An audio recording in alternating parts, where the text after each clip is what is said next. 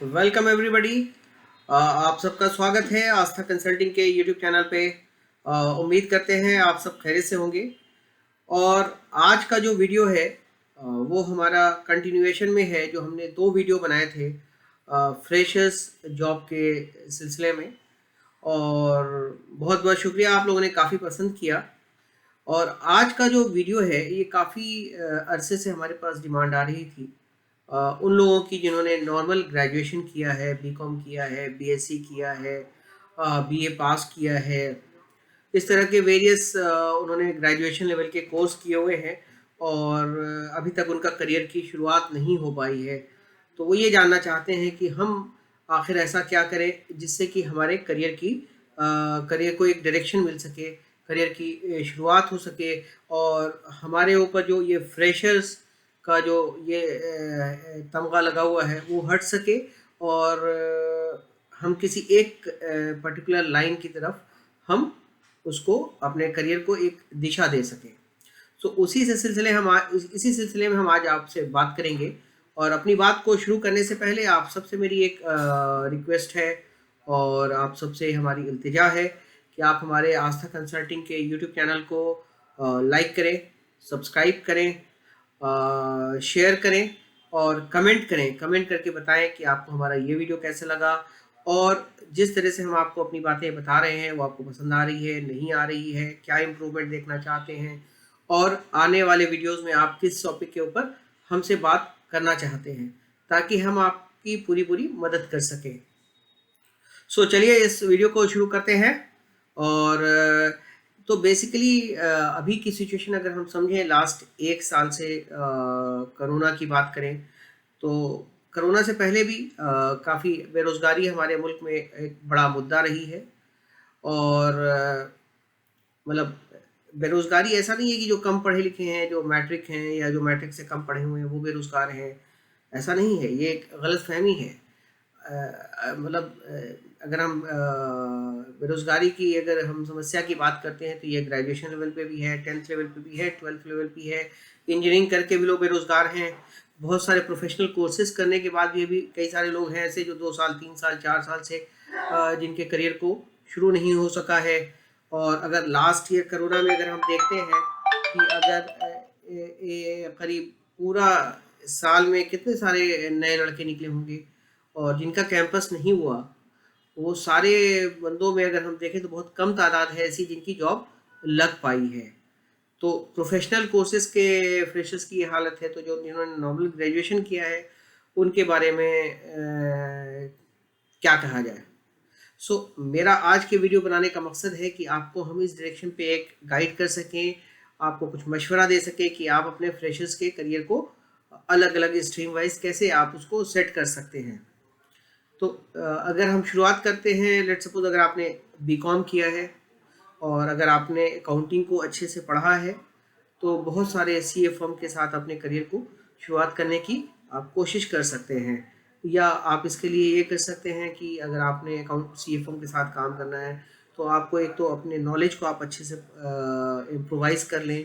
Tally या busy इस तरह के कुछ सॉफ्टवेयर्स हैं जो फाइनेंशियल सॉफ्टवेयर हैं, इनके 1 2 3 महीने के कोर्सेज कर लें, ताकि आपकी अंडर एक तो आपने थ्योरेटिकल नॉलेज ठीक कर ली, फिर आपने सॉफ्टवेयर पता चल गया, आपको ऑलरेडी टैली में एंट्री करना बेसिक काम ऑलरेडी आप जानते हैं, तो आप किसी भी सीए या इस तरह के फाइनेंशियल फर्म के पास जाएंगे तो एंट्री लेवल पे आपको जॉब मिल सकती है।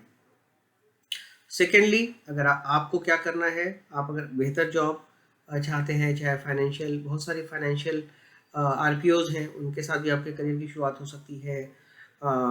तो कई सारे प्लेटफॉर्म है, लेकिन उसमें ये आपने ज़रूर ध्यान रखना है, अगर आप चाहते हैं कि आरपीओ और इस तरह के इंटरनेशनल फर्म्स के साथ आपकी करियर की शुरुआत हो, तो आपने अपनी इंग्लिश को इम्प्रूव करना है। इंग्लिश अच्छी नहीं है ये कहने से काम नहीं चलेगा। बहुत सारे लोग ऐसे होते हैं जिनको कई लैंग्वेज नहीं पता होती है, but when there is a will there is a way. अगर आप सीखना चाहते हैं तो आप इंग्लिश भी सीख सकते हैं, आप फ्रेंच भी सीख सकते हैं, इटालियन भी सीख सकते हैं। तो आपको ये समझना हो, किसी भी इंटरनेशनल फर्म के साथ अगर आप काम करना चाहते हैं तो जो मीडियम ऑफ कम्युनिकेशन होगा वो इंग्लिश होगा। ऑल्दो हिंदी हमारी और English, Hindi, Urdu, what ever हमारी जो भी लैंग्वेज है उस बिल्कुल वो रेस्पेक्टेबल है, बट हमें समझना होगा कि जो मोड ऑफ कम्युनिकेशन है वो काफ़ी हद तक इंग्लिश है, अगर आप इंटरनेशनल कंपनीज की बात कर रहे हैं। तो आप बेहतर ये होगा कि आप एक तो अपनी फाइनेंस की नॉलेज को इम्प्रोवाइज करें, थ्योरेटिकल नॉलेज उसको भी पढ़ें, किताब पढ़ें, अकाउंटिंग के रूल्स पढ़ें, और साथ में आप उनके सॉफ्टवेयर के कोर्सेज कर लें और इंग्लिश को इम्प्रोवाइज कर लें। अगर आप ये इतना कर लेते हैं अनदर 6 मंथ के अंदर में, तो मैं बहुत हद तक उम्मीद करता हूँ कि आपको जॉब मिल सकती है, क्योंकि आपके एवेन्यूज़ बढ़ गए। आप सीए फर्म भी ट्राई कर सकते हो, आप कोई छोटी छोटी कंपनीज हैं जहाँ पे फाइनेंशियल लेवल की रिक्वायरमेंट आती है, इंट्री लेवल की आती है, आप उनको कर सकते हैं। वो नहीं हो रहा है, आप बीपीओ आरपीओ आप जा सकते हैं। बहुत सारे फाइनेंशियल रिलेटेड कॉल सेंटर्स हैं, आप उनमें करियर की शुरुआत कर सकते हैं। कुछ लोग करियर कॉल सेंटर की जॉब को अच्छा नहीं समझते हैं, ये उनकी बेवकूफ़ी है। आप जब काम करना शुरू करेंगे तो आपके करियर की पहले शुरुआत होगी, आप अपने आसपास 10 लोगों को जानेंगे, आपकी एक नेटवर्किंग होगी, आप कई लोगों से जब आप बात करेंगे तो आपको अलग अलग अपॉर्चुनिटीज़ के बारे में पता चलेगा जिसका अवेयरनेस आपके पास नहीं होगी। तो इन सारे चीज़ों को आप करके आप अपने करियर की शुरुआत कर सकते हैं। अगर आपने बीकॉम किया है और आप अपने करियर को कॉमर्स के साइड में या अकाउंटिंग के साइड में अपने करियर को शुरुआत कर सकते हैं। बहुत सारे आप स्टोर्स, बड़े स्टोर्स हैं, वहाँ पे आपको अकाउंटिंग की जॉब मिल सकती है अगर आप बिजी और टैली जानते हैं। सुपरमार्केट्स वगैरह में काफ़ी ज़रूरत है कैशियर्स की, अकाउंटेंट्स की। तो उस तरह से आप अपने करियर को आप शुरुआत कर सकते हैं। और अगर आपने बीकॉम किया है और आपका कॉमर्स अच्छा नहीं है, बहुत सारे लोग बोलते हैं कि हमने कर तो लिया है लेकिन क्योंकि कोर्सेज करने की वजह जो इंडिया में है, सिर्फ ये नहीं होती है कि हमको ये सब्जेक्ट अच्छा है या इस सब्जेक्ट में हमें स्ट्रांग है इसलिए हमने ये ले लिया। बहुत सारे लोग सिर्फ इसलिए ले लेते हैं कि हमारे फादर ने कहा था, हमारे भैया ने कहा था, हमने ले लिया। लेकिन जब वो उस सब्जेक्ट में जब वो पढ़ने लगते हैं तो उनको लगता है कि नहीं, ये सब्जेक्ट में तो हमारी नॉलेज या अंडरस्टैंडिंग अच्छी नहीं है और इसमें हम करियर नहीं बना सकते हैं। तो अब वो बीकॉम पास भी कर लेते हैं लेकिन उनके लिए फिर फर्दर उसमें जाना बहुत डिफ़िकल्टी होती है। तो एक तो मैंने बीकॉम के हवाले से बताया कि वो कर सकते हैं। अगर वो कॉमर्स में नहीं जाना चाहते हैं तो बहुत सारे आजकल इंग्लिश, मतलब हम ये मान के चल रहे हैं कि आप हमारी इस बात से इत्तेफाक रख रहे हैं कि चाहे आप बीए करें या बीएससी करें, आपको साथ अगर करियर बनाना चाहते हैं तो आपको इंग्लिश को एज ए कॉमन फैक्टर लेना होगा सारे स्ट्रीम वालों को। इंग्लिश आपने इम्प्रोवाइज़ करनी होगी। अब अगर आप बीकॉम वाला अगर अकाउंटिंग में नहीं जा कर के वो आपको अगर क्या नाम है, कुछ कोर्सेज कर लें, डिजिटल मार्केटिंग के कोर्सेज कर लें, रिटेल मैनेजमेंट का कुछ कोर्स कर लें, ठीक है। कुछ नहीं हो रहा तो बीपीओ में वो जाकर जॉब कर लें अपना इंग्लिश ठीक करने के। बीपीओ में ऐसा नहीं है, करने वालों को बहुत अच्छा है, करियर है, करने कमाने वाले बहुत से अच्छा कमा रहे हैं, अपनी पर्सनालिटी ग्रूम कर ले रहे हैं। कई सारे आप बीपीओ के लोग अलग अलग सेक्टर्स में मूव कर जा रहे हैं। बीपीओ में काम करने के बाद 5 साल के बाद वो रिटेल में जा सकते हैं, हॉस्पिटैलिटी में जा सकते हैं, उन्होंने अपनी ओवरऑल पर्सनैलिटी को एक ग्रूम कर लेते हैं। तो ये नहीं कि अगर आप बीपीओ को आप एज ए सीढ़ी के तौर पे इस्तेमाल कर सकते हैं। अगर आप बीपीओ में बहुत लंबा करियर नहीं देखना चाहते हैं या नाइट शिफ्ट वगैरह से आप बहुत लंबे टाइम तक उसको बियर नहीं कर सकते हैं, तो इस तरीके से आप अपने बीकॉम वाले अपने करियर को शुरुआत कर सकते हैं। Now comes to the point, BSc और बीए की जो कैटेगरी है। बीएससी और बीए वाले भी अपने करियर में कई सारे, अगर आप चाहते हैं कि हम ग्रेजुएशन लेवल पे ही करियर की शुरुआत करेंगे, हम फर्दर नहीं पढ़ सकते हैं, बहुत सारे लोग ऐसे होते हैं जो हायर स्टडीज़ के लिए जाते हैं तो उनके लिए तो कई सारे एवेन्यूज़ वो फ्यूचर में खुलते हैं। बट अगर ग्रेजुएशन लेवल पे आप हम जो बात करें, हम ग्रेजुएशन लेवल पे जो करियर कैसे शुरू करें उसकी बात है। तो बीए और बीएससी वाले भी इस तरह से फॉर्मेट को फॉलो कर सकते हैं कि एक तो वो बीपीओ एंड आरपीओ में जॉब कर सकते हैं।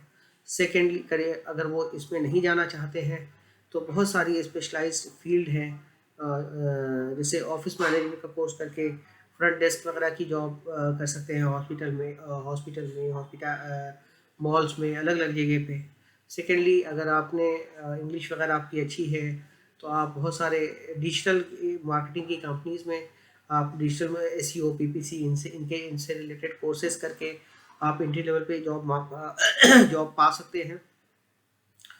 इस तरह से कई सारे आपको मार्केटिंग प्रमोशन की कंपनी है जो ग्रेजुएशन लेवल पे बंदे लेती हैं, प्रमोशन की कंपनी, इसमें अच्छा करियर है, ऐसा नहीं है।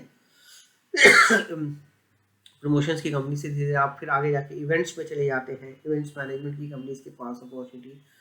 तो मतलब बेसिकली हमारा जो कहने का तात्पर्य या मतलब ये है कि आप बेसिकली अगर आपको बेसिकली करियर की शुरुआत करनी है, शुरुआत आप कहीं से भी शुरुआत करें, किसी भी, लेकिन आप अपने करियर को शुरू करें और शुरू करने के दौरान आप कंटिन्यूअसली इस चीज़ को एक्सप्लोर करते जाएं कि आप अपने करियर को किस तरह से देखना चाहते हैं, आपको कौन सा रोल है, कौन सी जॉब है जो फैसिनेट कर रही है, किस जॉब में आप अच्छा कर सकते हैं।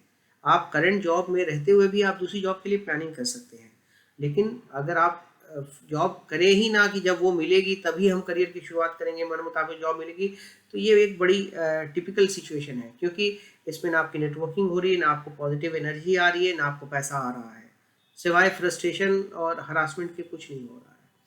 तो हमारा मोटा मोटी आप लोग सबसे जो ग्रेजुएट लेवल पे हैं और ग्रेजुएट लेवल पे ही अपनी जॉब को शुरू करना चाहते हैं, फर्दर स्टडीज़ के लिए नहीं जाना चाहते हैं, तो आप सबसे मेरी रिक्वेस्ट है कि आप अपने करियर को चाहे बीपीओ से, डिजिटल मार्केटिंग से, रिटेल से, फ्रंट डेस्क से, किसी भी तरीके से आप अपने करियर को शुरुआत करें, क्योंकि जितना ज़्यादा आप वक्त लेंगे और जितना ज़्यादा आपके करियर को स्टार्ट होने में गैप होगा, उतना ज़्यादा आप डिप्रेशन के शिकार होंगे, उतना ज़्यादा फ्रस्ट्रेशन के शिकार होंगे और कई सारी दुश्वारी आपको होगी, घर वालों की कई सारी बातें भी सुननी होगी और आपके लिए भी, क्योंकि हर साल आप अभी आज फ्रेशर हैं, अगले साल 10 लोग नया बैच आ गया, फिर आप पुराने हो गए। आप जितना पुराने होते जाएंगे आपके लिए कम बैक करना उतना ही मुश्किल होगा। इस बात को आपने समझना होगा, क्योंकि अभी जो सिचुएशन है कोरोना और इन सब से और सिचुएशन ख़राब हो गई है, क्योंकि मार्केट में छोटी छोटी जॉब के लिए इंजीनियर्स और मैनेजमेंट के कई सारे स्किल्ड प्रोफेशनल जिनके पास जॉब नहीं है, या बहुत सारे लोग जो मोटी सैलरी पे थे उनकी जॉब के लिए वो भी अब कम सैलरी पे काम करने के लिए तैयार हैं। तो जब एक्सपीरियंस बंदे उनको कम रेट पे मिलेंगे तो वो फ्रेशर को क्यों लेंगे।